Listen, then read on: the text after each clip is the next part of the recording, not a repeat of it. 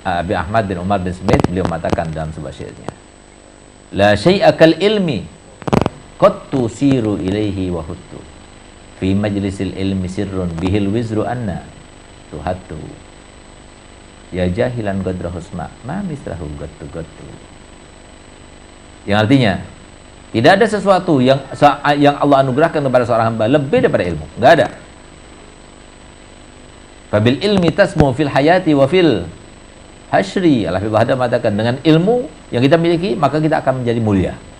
Bukan mulia cuma di bumi, tapi mulia di bumi, mulia di alam mahsyar, mulia di alam barzah, sampai mulia di akhirat nanti. Sehingga bagi orang yang punya ilmu, para santri dan santriwati, para wali santri dan wali santriwati, mau bersyukur bagaimana kepada Allah Ta'ala. Ini nikmat yang luar biasa. Dengan kita tahu dengan ilmu agama ini, maka sebagaimana dikatakan sama ayah saya berkata begini, ilmu agama itu adalah sakti mandraguna.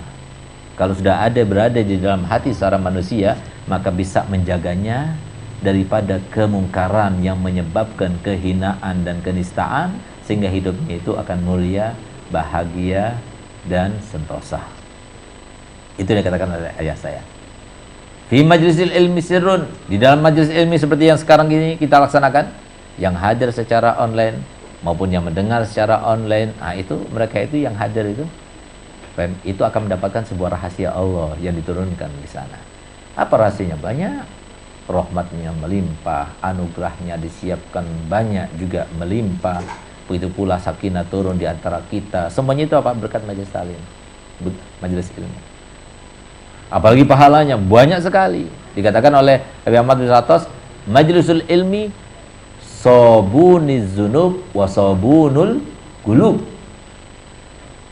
Yang namanya majelis ilmu itu sabunnya dosa dan sabunnya hati.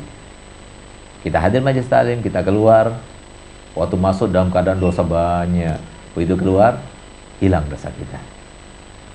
Kita masuk ke dalam majelis taklim dalam keadaan hati kita banyak penyakitnya, berpenyakitan, begitu keluar hilang penyakitnya. Berkat apa? Majelis taklim. Kenapa majelis taklim itu begitu besarnya? Menjadi sebuah solusi, menjadi sebuah penyembuh dan sebagainya, obat yang luar biasa. Kenapa? Karena di situ ridhonya Allah.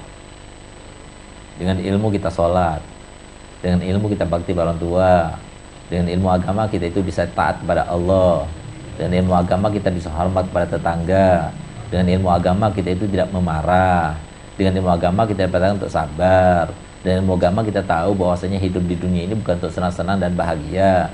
Dengan ilmu agama akhirnya kita bisa bersalawat kepada Nabi Muhammad. Dengan ilmu agama kita bisa dicintai oleh Nabi Muhammad. Dengan ilmu agama kita bisa bersyukur karena telah menjadi sebagai umatnya Nabi Muhammad. Dengan ilmu agama kita bisa mengetahui bahwasanya bahayanya akhir kehidupan itu sangat menyeramkan, sangat dahsyat. Bagaimana seseorang itu akan mati dalam keadaan sulh khatimah atau husnul khatimah tergantung kepada amalnya. Bagaimana cara menghindarnya? Dengan ilmu agama kita tahu, kalau kita itu mengisi kehidupan kita dengan kebaikan demi kebaikan, maka insya Allah kita termasuk yang mati dalam keadaan husnul khatimah. Allah menja'alna minhum. Tapi kalau kita isi dengan keburukan demi keburukan, maka ilmu agama mengajar kepada kita, takutnya kita termasuk orang yang mati dalam keadaan sulh khatimah. Dengan ilmu kita tahu bahwasanya harta itu akan berkah ketika kita zakati, ketika kita sedekoi. Ilmu agama itu mengajarkan kepada kita, kalau kita punya harta, lalu kemudian kita sakit, sembuhkan penyakit kita dengan sedekah. Diajarkan semua itu ilmu agama yang mengajarkan. Bagaimana kita dihormati, bagaimana kita dimuliakan, bagaimana kita bermimpi Nabi Muhammad SAW yang dikatakan man ra'ani fil manam fasayarani fil yaqda. Barang siapa melihatku dalam tidurnya, maka dia pasti akan melihatku dalam keadaan terjaga. Artinya apa? Kalau dia termasuk orangnya, ahlinya, di dunia dia akan melihat wajah Nabi Muhammad SAW secara terjaga.